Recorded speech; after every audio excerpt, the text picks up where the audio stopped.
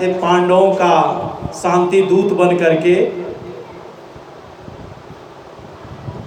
रथ सजा हुआ है महल में जाने के लिए, द्वारिका से चले आ रहे हैं। पूरा स्वागत श्रृंगार एकदम किया गया है हस्तिनापुर का।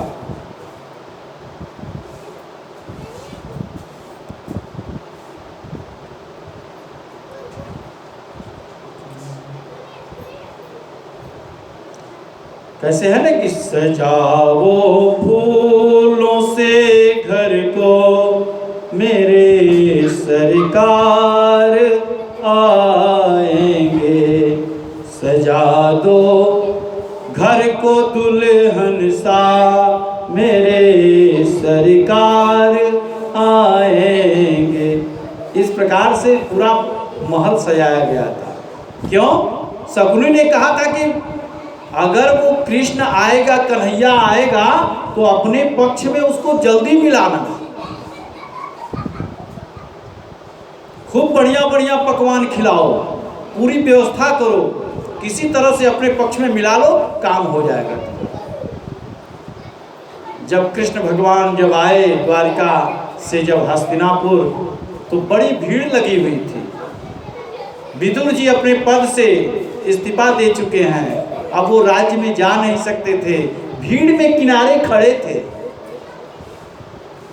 बोले कि कन्हैया आ रहा है, अपनी पत्नी विदुरानी से बोले कि कन्हैया आ रहा है और वो तो राजा हो गया है, अपने मामा के यहाँ आ रहा है,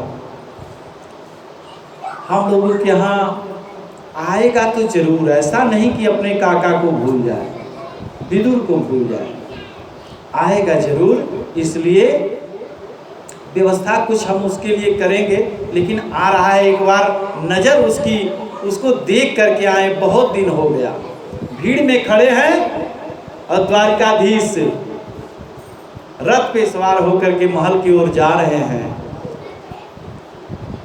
और कहते हैं कि जब भक्त पुकारता है तो मन की बात परमात्मा सुन लेता है। और नजर से नजर मिल गई,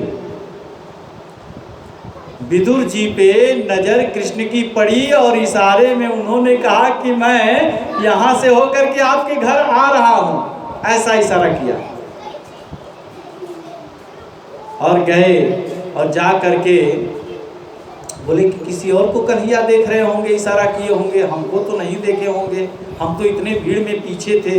विदुर ऐसा सोच रहे थे। राज्यसभा में जहाँ सारे राजा बैठे हैं वहाँ पे नहीं गए, जो प्रजा लोग जहाँ बैठे थे वहाँ विदुर जी बैठे थे। और दुर्योधन ने कहा कि कन्हैया चलो, माँ ने बहुत बढ़िया बढ़िया पकवान बनाई है, मिश्री मेवा मलाई सब बहुत बढ़िया ढेर सारा रखी है, पहले चलो खा लो, इसके बाद तो सब बात होगी, जो भी कहना सुनना होगा होगा, चलो। बोले कृष्ण की भोजन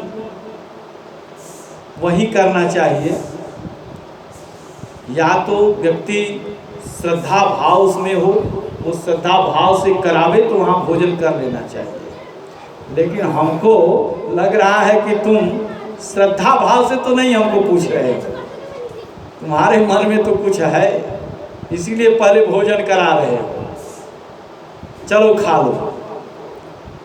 ये मन में उन्होंने सोचा और कहा कि नहीं नहीं, हम जब आ रहे थे द्वारिकापुरी से तो विदुर जी का निमंत्रण गया था कि जब हस्तिनापुर आइएगा तो हमारे घर जरूर आइएगा। बोले हैं, विदुर जी के घर है क्या कि वो खिलाएंगे आपको? उनको तो राज्य से भी हम निकाल दिए हैं, मंत्री भी नहीं है। ऐसी बात जब कहे तो उन्होंने कहा कि मैं ऐसे थोड़ी कर रहा हूँ, मेरे पास पत्री गई है, मेरे पास पत्री भी है उनकी।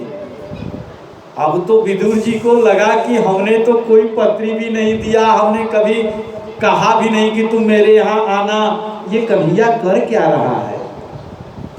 सच में कन्हैया अभी काका को भूला नहीं। और विदुर जी वहाँ से तुरंत उठे और उठ करके कदली के वन में रहते थे, झोपड़ी बना करके। कदली का वन यानी केले का वन। और वहीं पर रहते थे, झोपड़ी बना करके। विदुरानी से बोले कि मैं जा रहा हूँ बाजार में, कन्हैया को मिश्री, मेवा, माखन, दूध, दही ये सब अच्छा लगता है और उसके लिए मैं ले करके आता हूँ। वो आता ही होगा, वो आएगा जरूर, व्यवस्था करो। विदुरानी ने कहा ठीक है। स्नान कर रही थी और उधर छोड़ करके सारा मिश्री, माखन, मलाई सब छोड़ करके दुर्योधन का त्याग करके और विदुर जी के यहाँ घर पे कन्हैया नंगे पांव चल दिए। भक्तों के घर में भगवान नंगे पांव जाते हैं, क्योंकि भक्त का घर उनको मंदिर लगता है, इसलिए वो नंगे पांव आए। और आए और आकर के पहले वो दरवाजे में सिटकनी होती थी, साकल जिसको बोलते हैं, सिक्कड़ लगा रहता था, उसी को बंद करते थे। कुछ कुछ जगह पर पहले तो हमने देखा है कि छेद भी उसमें रहता था और एक तो बाहर से भी लगा दे और उसको उसी में डाल के पीछे से भी बंद कर दो, ऐसा सिस्टम बनता था पहले एक ही सिक्कड़ से। क्योंकि बाहर अगर छोड़ दिए तो पता लगा पहले के लोग इतने खुरपाती होते थे कि बाहर में से बंद करके चल जाते थे, अंदर चिल्लाते रहा, कोनो मतलब है नहीं। तो इसलिए ऐसा व्यवस्था पहले लोग करते थे। आज भी सिटकनी लोग बाहर से मार के चले जाते हैं, अंदर बच्चे पड़े रहे, खेले कूदे पड़े रहो। तो इस प्रकार से पहले ऐसा होता था। और उन्होंने बजाया, कहा कि काकी काकी दरवाजा खोलो, मैं कृष्ण कन्हैया। वो स्नान कर रही थी, दौड़ी, भीगे कपड़े दौड़ पड़ी, मेरी कन्हैया आ गया, मेरा लल्ला आ गया। दौड़े और जब गीले वस्त्र में देखा, कन्हैया ने अपने दुपट्टा को फेंका और दुपट्टा धारण करके विदुरानी इतनी विह्वल हैं, इतनी प्रसन्न हैं, कहती हैं कि कन्हैया कन्हैया आओ आओ आओ, तुमको आओ, पहले घर में आओ, बहुत भूखे हो गए, तुमको खिलाते हैं, कुछ पिलाते, पहले बैठने की व्यवस्था करते हैं। और इस कोने उस कोने उस कोने पूरे अपने झोपड़ी अपने आंगन में दौड़ा रही हैं कन्हैया पीछे पीछे, विदुरानी आगे आगे, यहाँ बैठ जाओ, नहीं नहीं यहाँ नहीं बैठने लायक है, यहाँ नहीं, यहाँ बैठो, अरे यहाँ नहीं बैठ सकते, यहाँ भी कायदे सफाई नहीं है, यहाँ बैठो, यहाँ नहीं, यहाँ नहीं, अरे रुको रुको रुको, पाटा लाती हूँ उस पर बैठो, ऐसे कैसे बैठोगे, तुम राजा हो, अब हमारे घर में कम से कम पाटा पे तो बैठो। पाटा जल्दी जल्दी में उन्होंने उल्टा ही बिछा दिया और उस पर कन्हैया बैठ गए, बैठो बैठो आराम मिलेगा। कन्हैया बैठ गए उस पर और बैठ करके मुस्कुरा रहे हैं, कह रहे हैं काकी मुझे भूख लगी है, मैं वहाँ से आया द्वारिकापुरी से, बड़ी भूख लगी है, रास्ते में मैं कुछ नहीं खाया, कुछ खाने को दो। बोले कि लाला अभी तो कुछ नहीं है, तुम्हारे काका लेने गए हैं, लेकिन हाँ रुको देखती हूँ, कल का फल मेरे पास पड़ा हुआ है केले का, मैं तुमको वही देती हूँ, तब तक तुम वही खाओ। और उन्होंने केला ला करके थाली में रखा, ढेर सारा टोकरी में, और कन्हैया से बोले तुम अपने से मत छिलो, मैं छिल छिल करके देती हूँ इसको, तुम खाते जाओ, बस तुम खाने पर ध्यान दो। बहुत भूखे हो ना? बोले हाँ काकी बहुत भूखे हैं। और छिलती गई, केला बाहर फेंकती गई, छिलका पकड़ाती गई और कन्हैया खाते गए और प्रेम भाव से खाए जा रहे हैं, खाए जा रहे हैं, खाए जा रहे हैं। पूरा केला एक किनारे और छिलका पूरा जो है कि कन्हैया जो है 30-35 केला के छिलके को खा लिए। और उसी समय विदुर जी आ गए, बोले अरे सुनती हो कन्हैया आने वाला है, कुछ व्यवस्था करो, ये सब थाली प्लेट में निकालो। बोले कि अरे आएगा, वो तो आके बैठे हैं, वो तो खा रहे हैं, केला खा रहे हैं, मैं केला ही था, केला ही दे दी हूँ। और वो जब देखे बोले तुम केला दियो, केला तो सब बाहर फेंक दियो, सब छिलका कन्हैया तुम खा रहे हो, तुमको भी पता नहीं चल रहा है। बोले कि हमको तो काका पता नहीं चला, और हमको काकी ने दी और इतना अच्छा लग रहा था, मीठा लग रहा था, और वैसे भी भूखा व्यक्ति को जो कुछ भी मिल जाए तो अच्छा ही लगता है, पेट भरा रहेगा तो अच्छा नहीं लगता है, और इसलिए मुझे बड़ा अच्छा लगा, बड़ा मीठा लगा। केला से बढ़िया तो केला का छिलका लगा। अरे अब हटाओ इसको, फेंको, जो है छिलका कब से खा रहे हो। कहीं 30-35 छिलका तो खा ही गए। अच्छा लो ये लड्डू जो है खाओ, बढ़िया एकदम मेवा का बनवा करके बढ़िया ताज़ा लेकर के आए। और कन्हैया ने लड्डू खाया विदुर के हाथ से। लड्डू काट करके खाए और कहे कि काका एक बात कहें। बोले कि हाँ हाँ हाँ लल्ला बोलो, तुम मुझसे क्यों शर्म करते हो, बोलो। बोले कि काका आप बुरा तो नहीं मानोगे। बोले मैं बुरा क्यों मानूंगा, तुम मेरे पुत्र के समान हो, छोटे हो। तो कहे कि जो काकी ने जो छिलका जो हम खाए जितना मीठा लग रहा था, आप बुरा मत मानना, ये आप मेवा मिश्री जो लाए हैं और लड्डू जो बना करके एकदम मीठा नहीं लग रहा, वैसा नहीं लग रहा है, इसलिए हम नहीं खाएंगे, हमारा पेट भर गया है।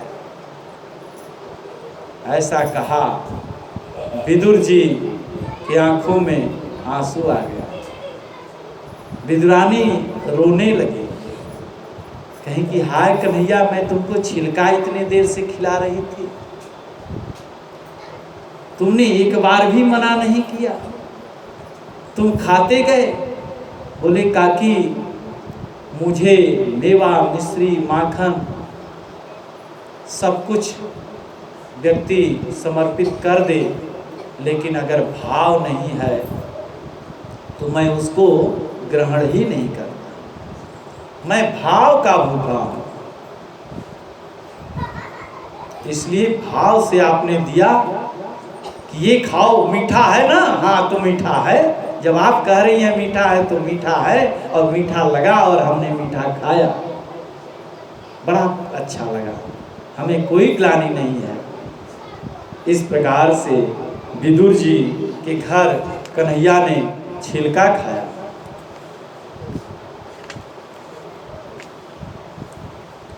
इसके बाद विदुर जी एक बार उद्धव जी के पास गए।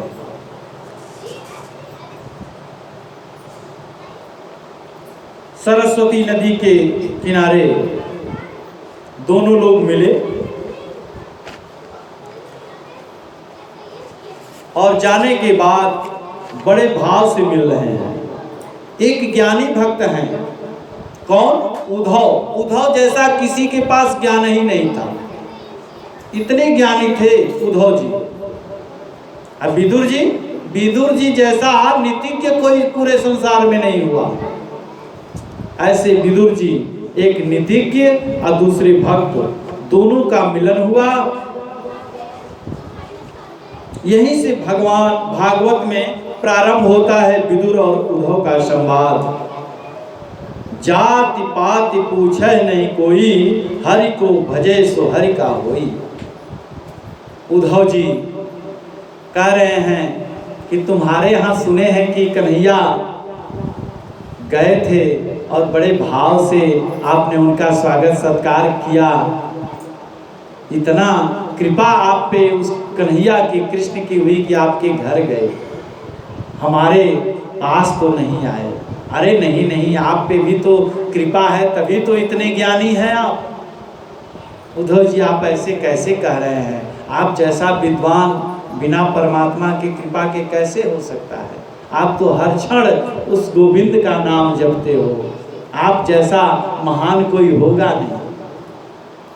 इस प्रकार से दोनों लोग, कोई किसी की बुराई नहीं कर रहा है, एक छोटी जाति के हैं, नीतिज्ञ हैं, लेकिन जात पात नहीं पूछ रहे हैं कि किस जाति के हैं, किस बिरादरी के हैं, कुछ नहीं। दोनों लोग मिल रहे हैं ऐसे जैसे कि जन्म जन्म का बंधन हो, और बड़े प्रेम भाव से दोनों लोगों ने कुशल क्षेम किया। बहुत सारी बातें कन्हैया के बारे में बताया। विदुर जी ने ऐसे युद्ध हुआ, ऐसे ये हुआ, और हस्तिनापुर गए थे, सारी घटना जितनी थी सब बता डाले। इसके बाद आगे की कथा में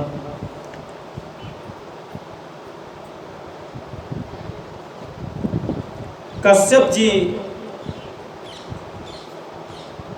जी का संवाद आता है। कश्यप का विवाह दिति से हुआ था। कश्यप जी की 13 पत्नियां थीं। कश्यप जी की 13 पत्नियां थीं। उसमें दिति सबसे बड़ी थी, बड़ी बहन।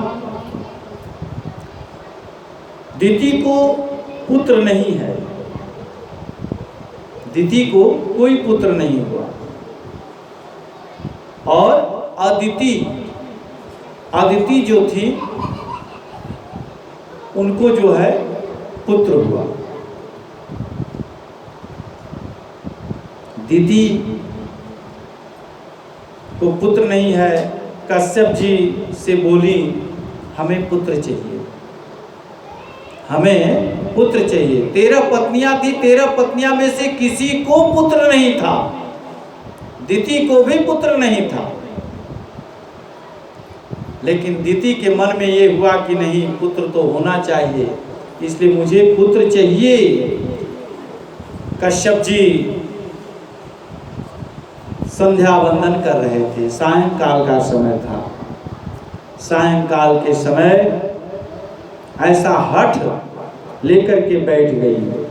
कश्यप जी बोले कि इस समय हम आपके साथ नहीं आ सकते, नहीं रह सकते, ये समय ठीक नहीं है। इस समय जो भी पुत्र होगा वो कुपुत्र होगा, वो राक्षस होगा, दैत्य होगा। बोले नहीं, हमको तो आज ही पुत्र चाहिए, अभी पुत्र चाहिए। नहीं माने। और कश्यप जी और दिति का संयोग हुआ, उनके पुत्र हुए। वही पुत्र हिरण्याक्ष और हिरण्यकश्यपु हुए। 2 पुत्र हुए। बोले कि राक्षस पुत्र होगा इस समय, क्योंकि इस समय सायंकाल में शंकर पार्वती जी भ्रमण कर रहे हैं, सबकी जीवन लीला को देख रहे हैं। कौन तपस्या कर रहा है, कौन संध्या वंदन कर रहा है, कौन दीपक जला रहा है। सायंकाल में दीपक जलाना बड़ा जरूरी होता है। जब सूर्यास्त होने लगे तो दीपक सबसे पहले जलाइए। एक दीपक तो बाहर जरूर जला करके रखें, तुलसी के पौधे के पास रखें, भगवान के पास रखें। स्नान ध्यान इत्यादि करके, हाथ पैर धो करके, जैसे भी शुद्ध हो करके परमात्मा को दीपक जलाएं, तुलसी माता को दीपक जलाएं। इस समय कार्तिक का महीना है। कार्तिक के महीने में तो तुलसी के पौधा के नीचे जरूर दीपक जलाना चाहिए, बड़ा फल मिलता है। कार्तिक चल रहा है ना, कार्तिक में छठ भी आएगा, सूर्य षष्ठी व्रत जिसको बोलते हैं। पुत्र रत्न की प्राप्ति के लिए लोग करते हैं व्रत। इस प्रकार से जब ऐसा हुआ तो दिति को बड़ा आश्चर्य हुआ। उन्होंने कहा कि नहीं, हमें जो है ऐसा पुत्र नहीं चाहिए जो राक्षस हो, जो दैत्य हो, ऐसा पुत्र नहीं चाहिए। बोले अब तो जो होना है सो हो गया, क्योंकि बीज जब मिट्टी में पड़ गया तो उसमें पौधा निकलेगा ही। बीज को चाहे जैसे भी खेत में फेंक दो, मिट्टी में फेंक दो, वो सीधा फेंके, टेढ़ा फेंके, जैसे भी फेंको, वो जमेगा ही जमेगा।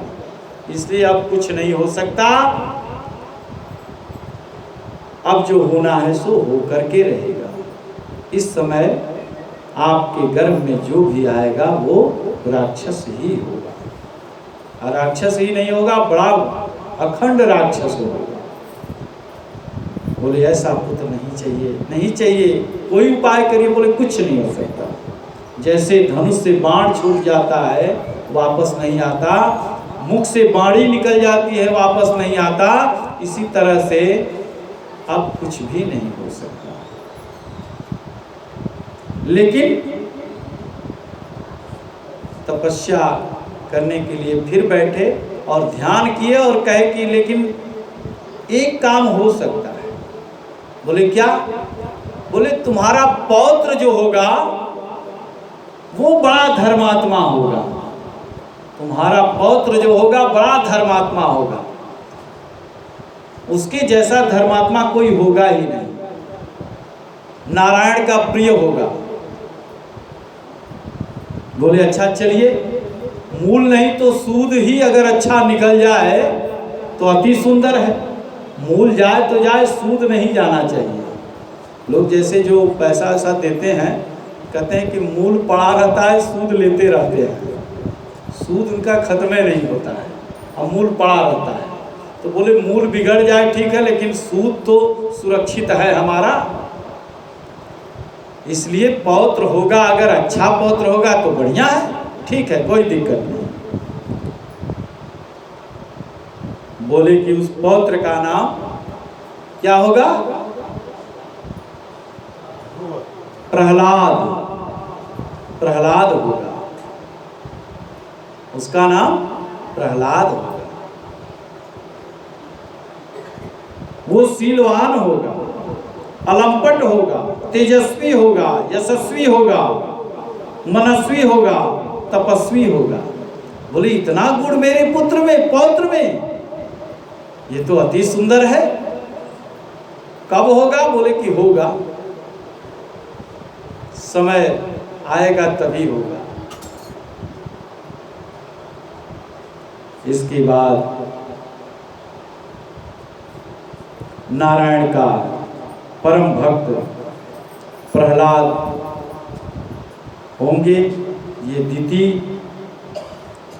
प्रसन्न हो। अच्छा एक चीज और बताएं, दिति से जितने पुत्र होते हैं, दिति से कश्यप की दो पत्नियां दिति और अदिति। दिति माने भेद बुद्धि, अदिति माने अभेद बुद्धि। दिति माने भेद बुद्धि, जो भेद करे। भेद कैसे करे? उदाहरण के लिए जैसे घर में दो बहुएं हों, दोनों बहनें होनी, एक दूसरे घर की एक दूसरे घर की, लेकिन बहन। अब जैसे जेठ जेठानी क्या बोलते हैं, जेठ और जेठानी ऐसे कुछ बोलते हैं ना, तो देवरानी और जेठानी। तो देवरानी और जेठानी की बात यह है कि देवरानी सोचेंगे कि हम अपने लड़के को खूब खिला दें, खूब खिलाए पिलाए। पता लगा कि दूध आया है 5 लीटर, ए बचवा इधर आओ, कल्ले से घरे में ले जा करके 1 गिलास पी ले, नहीं तो वो आई कुल पी जाई, वो बड़ियार हो जाई, तू कमजोर रह जा। अब पता लगल कि वो पिया रहल बाणी, और कर नाम बा पप्पू। ए पप्पू, ए पप्पू यहाँ आओ, ए पप्पुआ। जो ही यार और भजत बा उनकर आँख उनके जेठानी का, तबले अपन बलाए के पप्पू। अब पप्पू लब से घर में, अब पी के कोहड़ा, फूल के एकदम तंदुरुस्त। अब वो पप्पू के चोरी से अगर आप दूध पिलाएंगे तो लास्ट में चक्कू दिखाएगा, कहाँ से बड़ियार हो जाएगा, चक्कुए दिखाएगा। इसलिए भेदभाव मत करो। दिति माने भेद बुद्धि, अदिति माने अभेद बुद्धि। जो भेदभाव न करे वो अदिति है। अदिति से जितने भी हुए वो देवता पैदा होते हैं, और दिति से राक्षस पैदा होते हैं। अभेद बुद्धि रहेगी तो वही होगा, सब काम गड़बड़ होगा। इस प्रकार से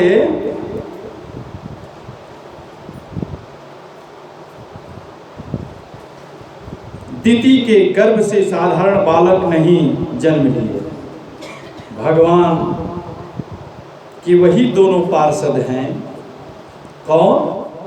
जो सनक सनंदन सनत कुमार जब नारायण से मिलने के लिए गए थे तो जो दो पार्षद थे जय और विजय खड़े थे, और सनक सनंदन सनत कुमार जब गए थे मिलने के लिए अपने नारायण अपने पिता से, तो उन्होंने कहा कि रुको, कहाँ जा रहे हो? बोले पिताजी से मिलने जा रहे हैं। बोले नहीं नहीं, अभी हमारे नारायण विश्राम कर रहे हैं, विश्राम करने दो, अभी इस समय नहीं मिल सकते। बोले जाने दो, जाने दो, ठीक रहेगा तुम्हारे लिए, जाने दो।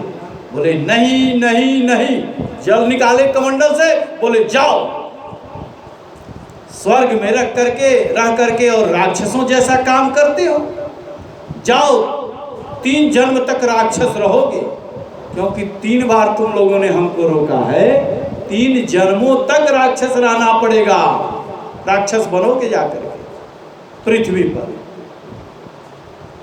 अब तो उनके चरण में पड़ गए सनत कुमारों के जय और विजय, रोने लगे। नारायण आए, नारायण ने कहा कि अरे आप लोगों ने श्राप दे दिया, कुछ सुधार कर दीजिए, हमारे ये दोनों बड़े अनन्य हैं, बड़े प्रिय हैं, द्वारपाल हमारे। उन्होंने कहा कि नहीं, कुछ नहीं हो सकता, एक काम हो सकता है, ये चाहे तो मनुष्य योनि में भक्त बन सकते हैं 7 जन्मों तक, लेकिन इनको 7 जन्म मनुष्य योनि का लेना पड़ेगा, और ये आपका ध्यान करते रहेंगे तब आपकी गद्दी को प्राप्त कर लेंगे, पुनः स्वर्गलोक में आ सकते हैं। दोनों पार्षदों ने कहा कि नहीं नहीं, 3 जन्म ठीक, लेकिन 7 जन्म नहीं ठीक, 7 जन्म तक हम लोग नहीं तैयार करेंगे, 3 जन्म राक्षस रह लेंगे वो ठीक है।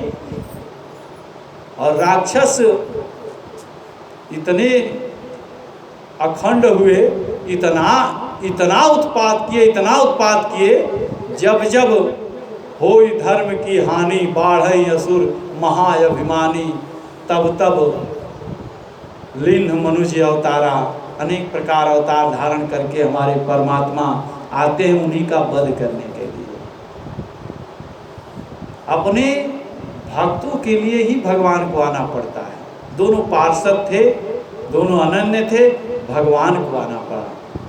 वही हिरण्याक्ष एक बने और एक हिरण्यकश्यपु बने। दूसरे जन्म में रावण कुंभकर्ण बने। तीसरे जन्म में शिशुपाल दंतवक्र बने। 3 जन्म राक्षसों का। और इस प्रकार से आगे एतौ पार्षदो मह्यम जयो विजयम च कथर्ते कृत्यमा युद्धो वक्रयाताम मतिक्रमः। कश्यप जी कौन है? सतगुण का नाम है कश्यप। पश्यति इति पश्यतः कश्यपः। कश्यप जी दूसरी पत्नी अदिति, दिति माने भेद बुद्धि, अदिति माने अभेद बुद्धि। दिति के पुत्र होते हैं राक्षस, दैत्य, और वही हिरण्याक्ष कहलाए, बड़े अभिमानी थे। हिरण्यकश्यपु कहलाए। हिरण्यकश्यपु माने अभिमानी और हिरण्याक्ष माने लोभ। हिरण्याक्ष माने लोभ और हिरण्यकश्यपु माने अभिमान, अहंकार, घमंड।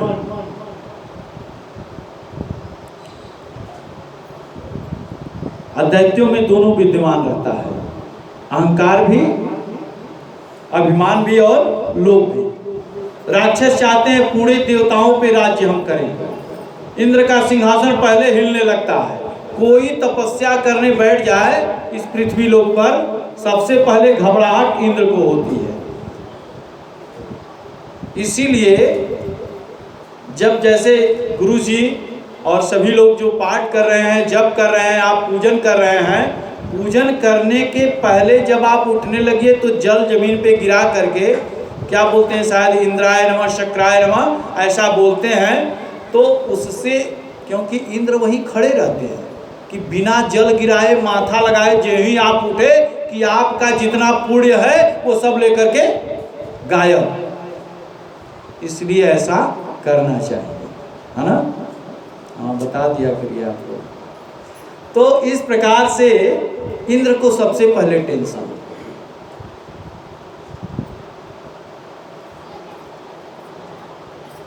इसके बाद वही जहाँ पर भेद बुद्धि होगी वहाँ पर अभिमान और लोभ बढ़ता है, और अभेद बुद्धि यानी कि अदिति देवताओं का प्राकट्य होता है।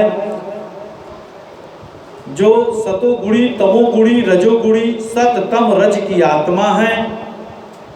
ऐसे 24वें अवतार, 24 अवतार हमारे परमात्मा के हैं, जिसमें दूसरा अवतार 12 रूप का अवतार हुआ। हिरण्याक्ष, जब पृथ्वी पे सब कुछ समाप्त हो गया, जलमग्न हो गया, तो हिरण्याक्ष जो था पृथ्वी को ले जाकर के समुद्र में डुबा दिया और पूरा विचरण करने लगा, चारों तरफ देखने लगा, सारी चारों तरफ जल ही जल, जल ही जल, कुछ था ही नहीं। अब तो उड़ रहा था ऊपर ऊपर, हुंकार भर रहा था। उसके मन में था कि कोई मिले मैं मल्ल युद्ध करूंगा, क्योंकि उन सबको, राक्षसों को युद्ध करने का बड़ा उत्साह रहता था। आज भी गांव में जो पहलवान टाइप के कुछ लोग होंगे तो वो अलग मुसुक और क्या क्या सब उघार के दिखाते हैं, चलते हैं एकदम पूरा भांज के, एकदम आनंद में, माने अलग आनंद उनका रहता है, वो दिखाते हैं। ऐसे ही राक्षस जो होते हैं ना, वो हिरण्याक्ष जो था वो लगा एकदम उत्पात मचाने के लिए, कोई दिख नहीं रहा है, किससे युद्ध करूं, किससे लड़ूं। नारद जी बीड़ा बजाते हुए आ रहे थे, श्रीमन नारायण नारायण नारायण, श्रीमन नारायण नारायण नारायण, भजमन नारायण नारायण, श्रीमन नारायण नारायण। जोर से बोला करिए, नारायण नारायण नारायण, भजमन